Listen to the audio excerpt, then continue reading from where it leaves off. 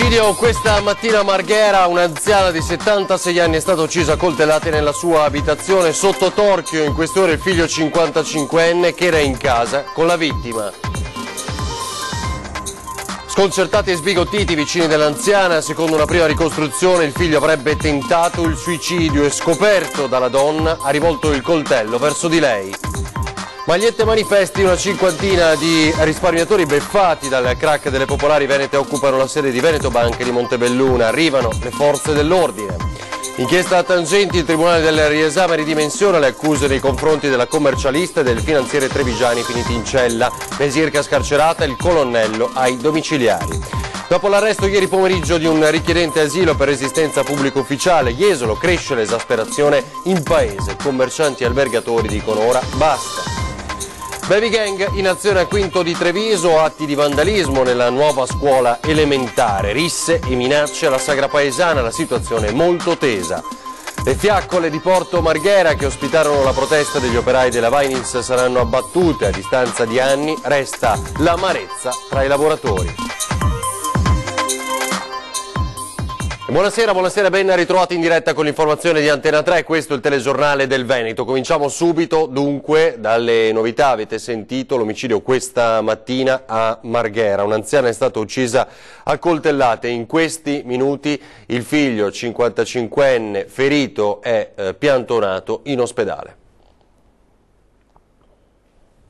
È stata uccisa a coltellate nella sua abitazione al secondo piano di via Calvi a Marghera, mercoledì alle 11:30 circa. La vittima è Sonia Padoan, di 76 anni. I sospetti sono tutti concentrati sul figlio 55enne Mauro Padoan, che di recente ha preso il cognome della mamma e che vive insieme a lei nell'appartamento a pochi passi da via Trieste. Sul posto gli agenti della squadra mobile della questura e la polizia scientifica per i rilievi. Il PM Buccini ha parlato di delitto familiare. Delitto familiare. Ciao, no, in ospedale. Noi adesso è in ospedale.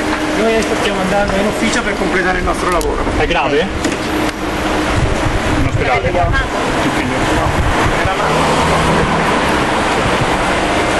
Secondo una prima ricostruzione, il 55enne avrebbe tentato di togliersi la vita mentre la mamma era in un'altra stanza e, accortasi, avrebbe iniziato ad urlare. A quel punto il figlio, che ora è piantonato all'ospedale con tagli superficiali sul corpo, avrebbe perso il controllo puntando il coltello verso la 76enne e uccidendola.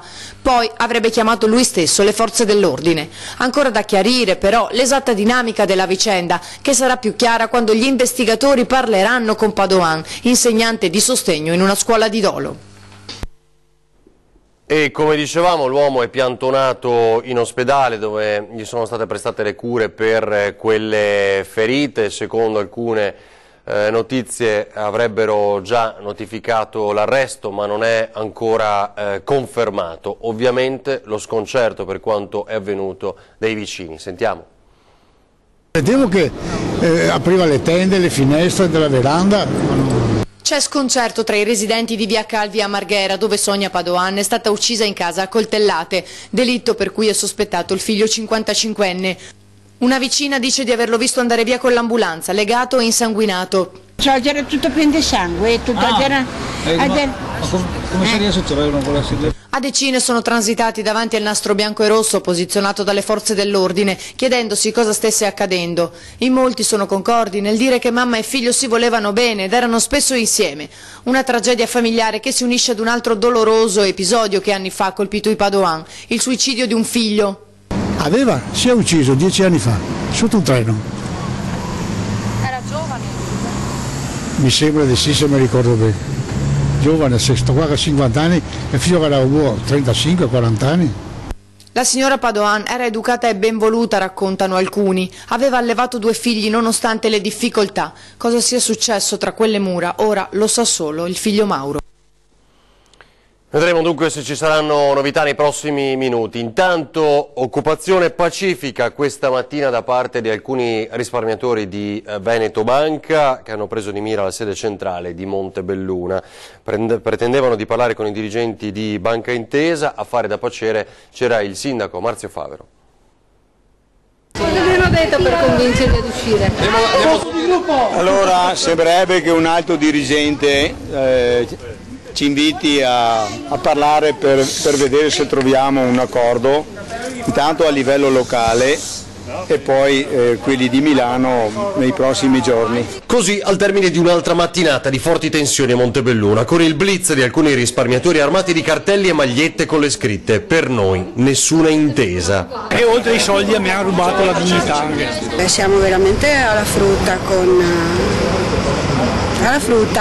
non abbiamo più una prospettiva che avevamo 2 o 3 anni fa. Sul posto sono intervenute anche le forze dell'ordine. Ai risparmiatori non piace il decreto in discussione in questo momento in Parlamento. A fare da pacere il sindaco Marzio Favero. I soci, quando hanno comprato azioni, per lo più non l'hanno inteso come un'azione di investimento, bensì come un'azione di risparmio, e oggi costituiscono buona parte della clientela delle ex popolari, e quindi anche Banca Intesa deve farsi parte diligente per convincere il governo che quanto verrà recuperato dalla bad bank dovrà essere restituito ai soci. Intanto in Commissione Finanze la Camera ha al via l'esame delle 500 proposte di modifica presentate dai deputati, in gran parte a firma del Movimento 5 Stelle, che in diretta sui social ha fatto irruzione nell'aula protestando. Per la prima volta non solo si fa un decreto per salvare i banchieri, ma il decreto viene scritto direttamente dai banchieri, dicono. La Banca Intesa San Paolo ci dia la possibilità di avere un ristoro, perché se no noi l'unica forza che abbiamo è quello di contestare e combattere ogni giorno. Andremo a trovare anche i vecchi dirigenti delle banche a casa sua, magari a prendere il caffè con loro senza nessuna ostile idea. Parziali ritocchi al testo ammessi dal PD, ma che lascerebbero comunque invariato l'impianto complessivo del decreto. Intanto poi c'è l'inchiesta sulle presunte tangenti, libera da ieri la commercialista trevigiana Tiziana Mesirca. Oggi l'incontro con il suo avvocato, provata, dimagrita dalla detenzione, ha preferito non rilasciare dichiarazioni. La commercialista Tiziana Mesirca in libertà, il tenente colonnello della Guardia di Finanza Vincenzo Corrado ai domiciliari. Così hanno deciso ieri i giudici del Tribunale del Riesame di fronte alle richieste di modifica delle misure restrittive disposte dal GIP nei confronti di 2 degli indagati nella nuova inchiesta sulle tangenti che a Venezia ha travolto imprenditori, funzionari pubblici e professionisti. Il Riesame ha di fatto ridimensionato gli episodi contestati nei confronti dei 2 indagati trevigiani arrestati lo scorso 16 giugno. Insieme ad altri 14 sono accusati a vario titolo di aver fatto parte di un sistema di corruzione finalizzato ad ammorbidire gli accertamenti fiscali a carico di aziende venete e friulane. Ai domiciliari nella sua città d'origine, Campobasso, il tenente colonnello Corrado. Sono stati annullati tutti e 3 i capi di imputazione per quanto riguarda la corruzione propria, è rimasto solamente un residuo aspetto corruttivo in un capo di imputazione, quindi si è alleggerita in maniera importante la sua posizione processuale. Mesirca, difesa dal legale coneglianese Carlo Broli, da ieri è di fatto libera. È caduta l'accusa di corruzione, ma questo non significa che non ci sarà un processo. La difesa soddisfatta aspetta di leggere e valutare le motivazioni del riesame. Scelta la linea del basso profilo, niente esternazioni o interviste pubbliche, la professionista, molto dimagrita e provata dai 18 giorni di detenzione, teme nuove distorsioni di parole e comportamenti. Per Corrado la difesa chiederà ora un'ulteriore modifica della misura. Adesso ricorreremo in Cassazione contro questa ultima ipotesi residuo e poi attenderemo le decisioni della Procura se intenderà andare avanti anche sulle altre accuse oppure se riterrà che la decisione del Tribunale del Riesame è tale da ritenere chiuse quelle condotte corruttive. A Jesolo, ora, dopo l'arresto, ricorderete ieri pomeriggio di un richiedente asilo per il caos scatenato da lui all'interno della sede della Croce Rossa, dove ci sono molti di loro accolti. I commercianti albergatori ribadiscono: se è vero che tutti devono fare la loro parte, Jesolo ha già dato e quindi ora basta. Una camionetta dei carabinieri controlla l'ingresso, più in là anche una vettura della polizia.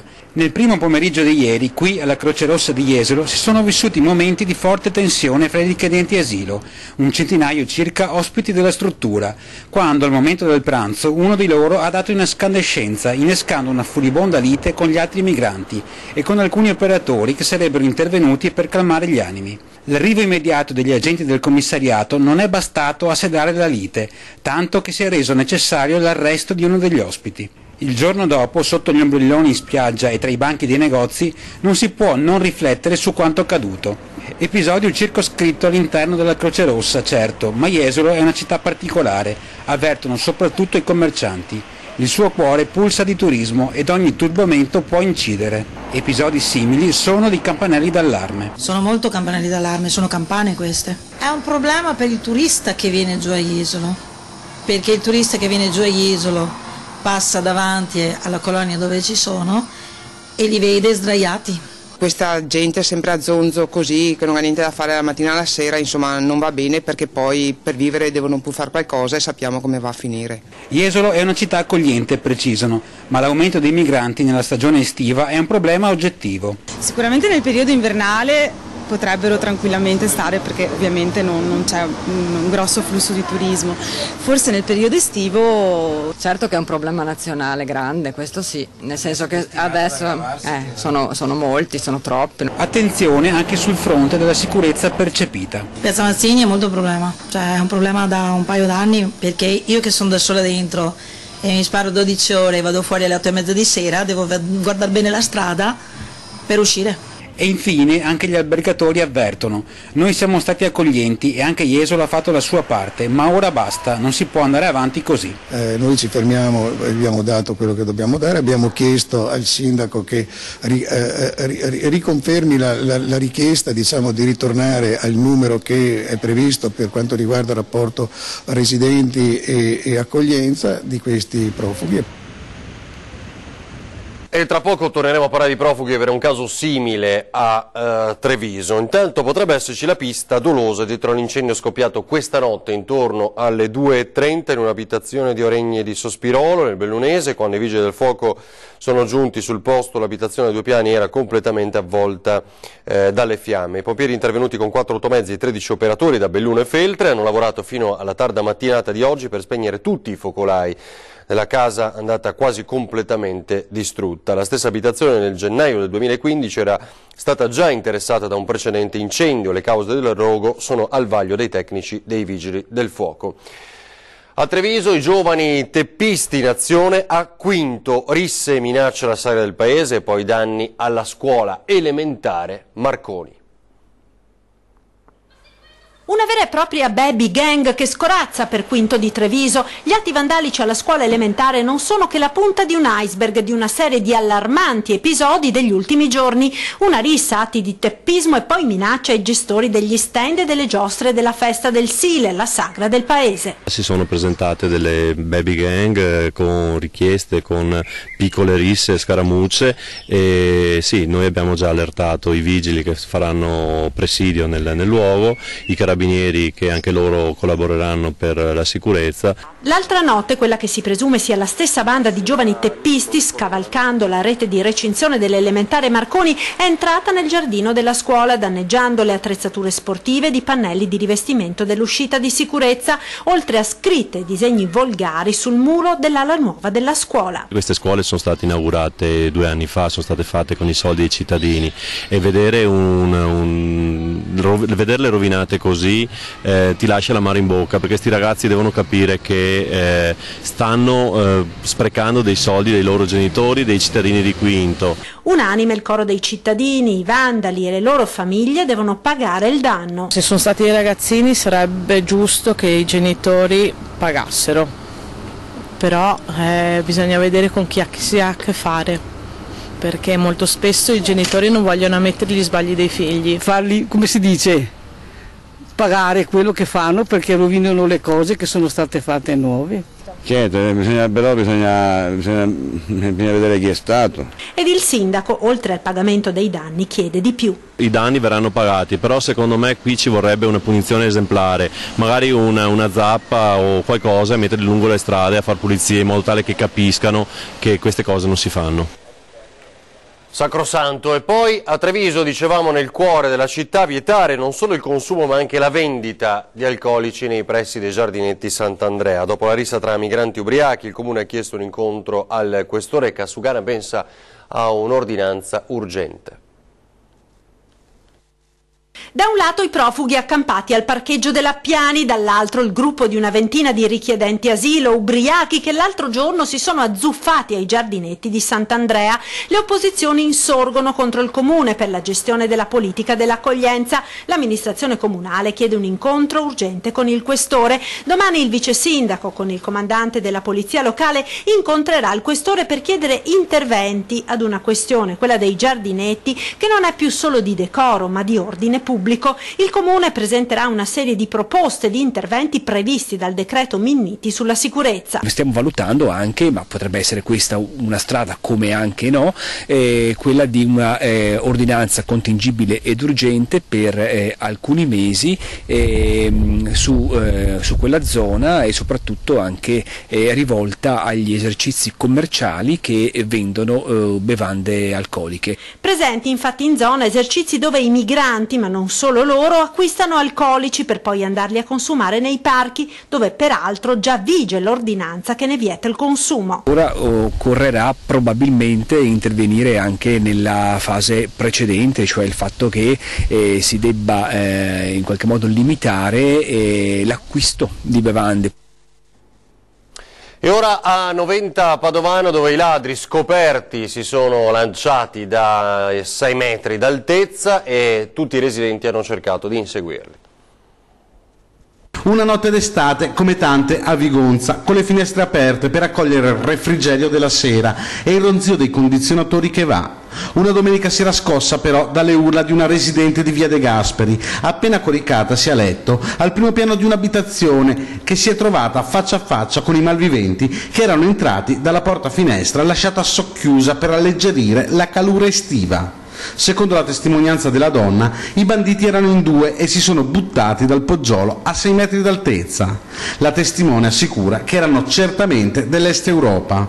Le urla della donna hanno fatto uscire di casa i residenti della via per inseguire i malviventi, che erano però riusciti a darsi alla fuga. Momenti bruttissimi che minano anche la certezza, che dovrebbe essere basilare, di sentirsi sicuri in casa propria. Sul caso indagano i carabinieri.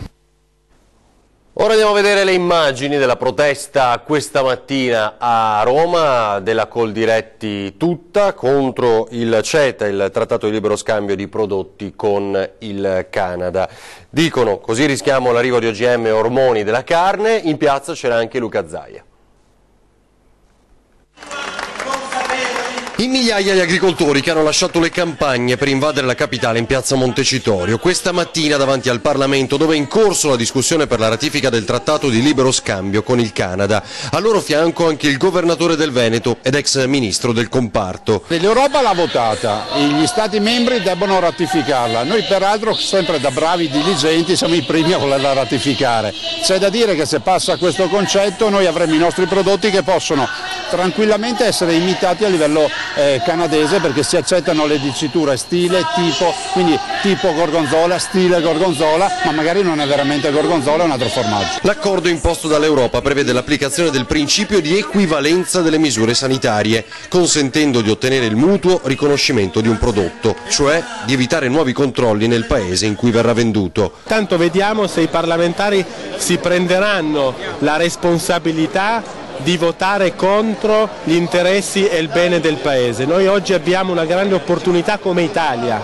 l'opportunità politica di fermare questi accordi commerciali che svendono l'agricoltura e la considerano merce di scambio rispetto agli altri settori economici. Un esempio: nel paese nordamericano vi è un diffuso impiego di OGM nei campi e di ormoni negli allevamenti che sono anch'essi vietati in Italia. Il rischio dunque l'invasione di simili prodotti a danno del nostro Made in Italy. È un sostanziale azzeramento dei dazi, dell'identità produttiva e dell'investimento che ormai dura, direi non da anni ma da secoli in Italia, rispetto a prodotti di qualità e prodotti che sono unici.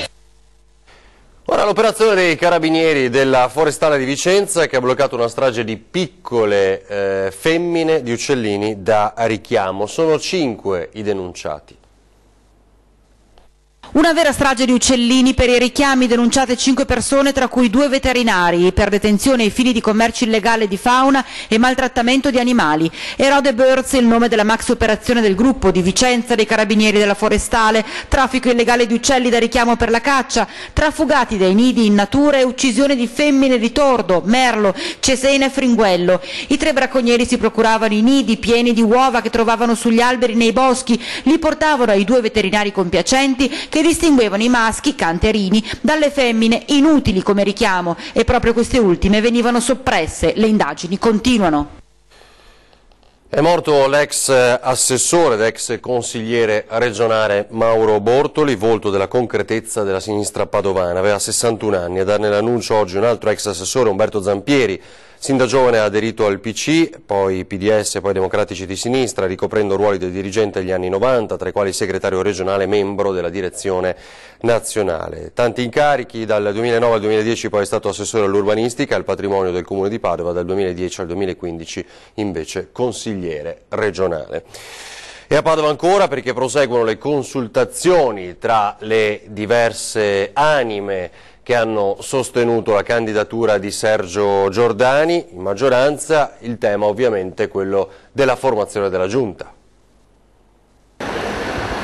Ipotesi finora ne sono circolate a bizzeffe, ma su quella che sarà la composizione della nuova giunta comunale di Padova non c'è ancora alcuna ufficialità né tantomeno certezza, tanto da far assomigliare gli abbinamenti nome assessorato apparsi in questi giorni alla colonnina del Totocalcio. Forse qualche risultato è azzeccato, ma per ora si può solo tirare a indovinare, perché nella maggioranza le bocche rimangono cucite. Secondo alcuni anzi si starebbero già manifestando veti e malumori di una coalizione troppo ampia per riuscire a mettere tutti d'accordo.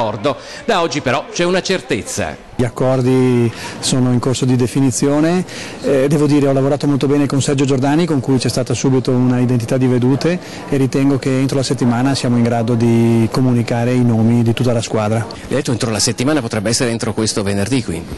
Sì, il nostro obiettivo è comunicare alla stampa venerdì il nome di tutti i membri della Giunta. Il primo Consiglio Comunale potrebbe riunirsi giovedì o venerdì della prossima settimana. Arturo Lorenzoni, la cui carica di vice sindaco era già stata annunciata all'epoca dell'apparentamento elettorale con Sergio Giordani, difende dalle critiche i tempi di realizzazione della Giunta. Nessuno scontro, afferma, sono i tempi della democrazia partecipata di coalizione civica. Oggi c'è la possibilità di presentare le proprie candidature, domani ci sarà il voto e solo giovedì sera avremo conferma di quelli che sono i rappresentanti di coalizione civica in Giunta. Da questo punto di vista si può dire qualcosa, vale a dire quanti sono i candidati e per quali assessorati? L'impegno è di portare delle donne da parte di coalizione civica, e quindi ecco, questo è uno dei vincoli su cui mi sento di dire che ci sarà certamente una presenza femminile. Per quanto riguarda le deleghe, i 2 ambiti di competenza di coalizione civica sono verde ambiente e sociale. Venerdì dunque la Giunta a Padova. Intanto il caso che è diventato ormai nazionale per le polemiche di queste ore, a Malo, a Vicenza. Multati 4 ragazzini, 4 bimbi, hanno tra i 5 e gli 8 anni, perché giocavano a pallone nel parco e lì non si può. 4 calci al pallone, la gioia dei bimbi per quel gioco nei pomeriggi di sole, come in passato è stato per ognuno di noi. Ma forse ce ne dimentichiamo troppo presto, tanto che a Malo, in provincia di Vicenza, la spensieratezza per i piccoli che hanno tra i 5 e gli 8 anni è stata bruscamente interrotta, costando alle famiglie una multa di 150 euro ciascuno. Non si può giocare a calcio al parco e i vigili sono stati inflessibili, multandoli. Niente più gioco, messo via il pallone e tutti a casa. Uno dei piccoli, tra l'altro, è il figlio del vice sindaco. E così, a pochi giorni dalle polemiche scatenatesi nel cuore di Treviso per il divieto poi rimosso in piazza Santa Maria dei Battuti, a Malo è scattata la raccolta firme. I residenti hanno avviato la petizione per spingere l'amministrazione a cambiare la destinazione d'uso del parco pubblico di via Maroncelli. Furiosi con la residente che giovedì ha allertato la polizia locale, qualcuno propone ora anche la raccolta fondi per pagare la multa staccata ai piccoli che giocavano. E per protestare e preservare il loro posto di lavoro ci hanno passato giorni e notti intere lassù. Parliamo delle torce della Vinyls, nei prossimi giorni saranno abbattute, l'amarezza degli ex lavoratori. Si concluderà la prossima settimana con l'abbattimento delle 2 torri della CVM, la lunga agonia degli impianti industriali di Porto Marghera, che fino al 2009 hanno prodotto cloruro, vinile, monomero e plastica in PVC. Molti stanno pensando che quella sia un'immagine di Porto Marghera che sta sparendo, in realtà insomma non è tanto così. Io la metterei in un altro piano, cioè la metterei sul fallimento per come è andata con Vinyls e tanti altri soggetti produttivi di Porto Marghera, la metterei proprio sul fallimento della politica in generale, soprattutto quella istituzionale locale. La demolizione delle 2 torri con le fiaccole di sicurezza alte 160 e 185 metri riportano con la mente alle proteste dei lavoratori di Vinyls che per anni hanno fatto sentire la loro voce, anche restando lì sopra giorno e notte sotto la bufera di neve per attirare il mondo politico. Adesso come adesso, visto quello che sta succedendo, almeno per me personalmente, il primo sentimento che provo è un sentimento di tristezza e di amarezza. È vero, sono diventate un simbolo, se vogliamo chiamarle così, proprio per toccare anche i sentimenti delle persone, insomma. L'amarezza che mi rimane è che dopo aver demolito i lavoratori lasciandoli a casa senza un futuro, senza uno stipendio e senza lavoro, adesso vogliono anche demolire le ultime tracce delle proteste che sono state fatte a Porto Marghera. Le 2 torri sono gli ultimi simboli del polo della chimica di base, la più grande area industriale del Veneto, un polo che è stato abbandonato soprattutto dalla politica. È mancata una politica industriale di sviluppo, una politica alternativa a una chimica anche. Noi non abbiamo denunciato a fine se stesso una chimica, volevamo che ci fosse anche un'alternativa. Questa politica è il fallimento della politica veneziana. Noi da quella fiaccola abbiamo visto una dismissione progressiva, perché parlavamo di difendere la chimica a Porto Marghera, in realtà abbiamo visto la dismissione del TDI, abbiamo visto la dismissione della Sirma, abbiamo visto la dismissione del cuore della Vinyls, il clorosoda. La consapevolezza noi ce l'avevamo in questo.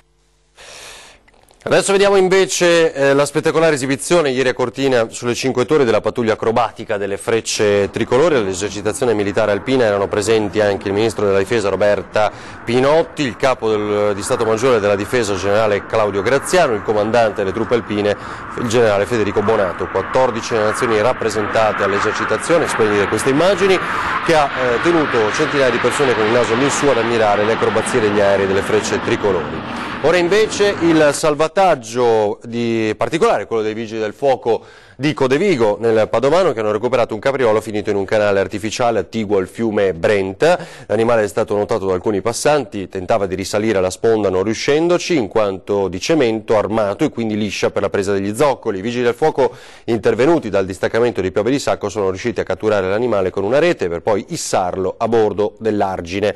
Il capriolo in buone condizioni è stato consegnato alla Polizia Provinciale per essere liberato in una zona idonea alle caratteristiche dell'animale. Ora i lavori a Padova per riportare alla luce il teatro romano Zairo in Prato della Valle. Bello, aspettiamo allora di vedere cosa esce. Pensa che andrà a visitare? Sicuramente. Molto interessante, todavía un poco de agua no se puede apreciar bien. Da dove venite? De Spagna, de Malaga. Attendono i padovani, attendono i turisti. L'antico teatro romano Zairo, prosciugata l'acqua della canaletta dell'Isola Memmia di Prato della Valle, tra un paio di giorni tornerà alla luce del sole. Un avvenimento straordinario organizzato per celebrare i 2000 anni dalla morte dello storico Tito Livio. Tutti i sabati di luglio e agosto sarà possibile visitare con una guida gli scavi. La ditta che sta eseguendo i lavori però non può trascurare nulla, pesci compresi. Stiamo abbassando il livello del tratto che deve essere prosciugato per consentire a Federpesca poi di raccogliere i pesci che sono presenti in questo tratto e spostarli al di là delle paratie. Dopodiché potremo procedere con il prosciugamento e l'asportazione anche dei fanghi per consentire poi agli archeologi e all'università di procedere con i rilievi. Un lavoro quasi artigianale con gli operai immersi nell'acqua per sistemare le paratie e tra poco si dovranno togliere metri cubi di fango. Troveremo molto fango che verrà asportato fino a un certo livello, perché poi ovviamente il fango che può essere il limo che si deposita sul fondo è una cosa, invece ci sono dei fanghi che possono essere di interesse storico per fare delle stratigrafie, quindi fino a un certo livello noi asporteremo i fanghi, dopodiché saranno gli archeologi e l'università a darci indicazioni. Poi sarà il momento dei rilievi e delle visite guidate che partiranno alle 10 e alle 11 da Prato della Valle.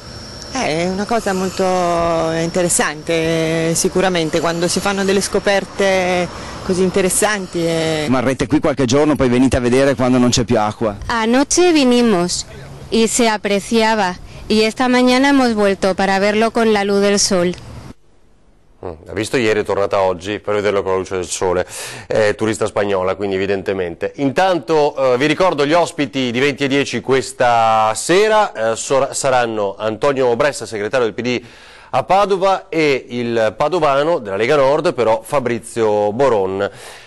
È tutto per questa edizione del Telegiornale del Veneto, grazie per averci seguito, adesso le previsioni meteo, buona serata.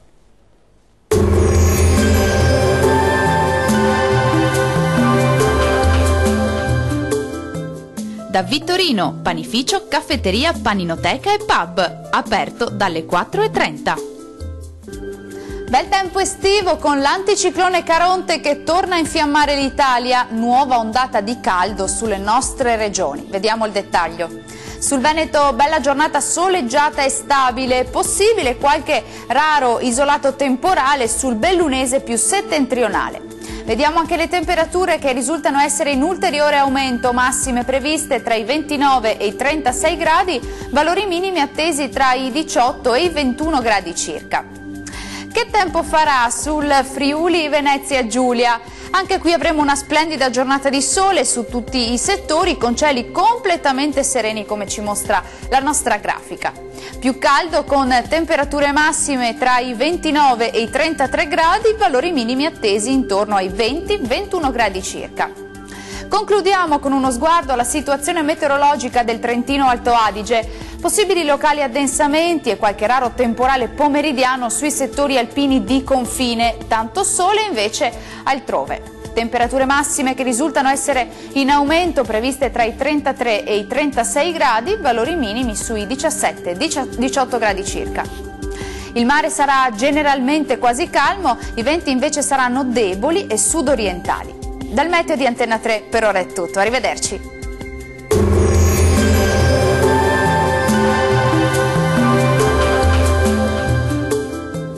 Da Vittorino, panificio, caffetteria, paninoteca e pub, aperto dalle 4:30.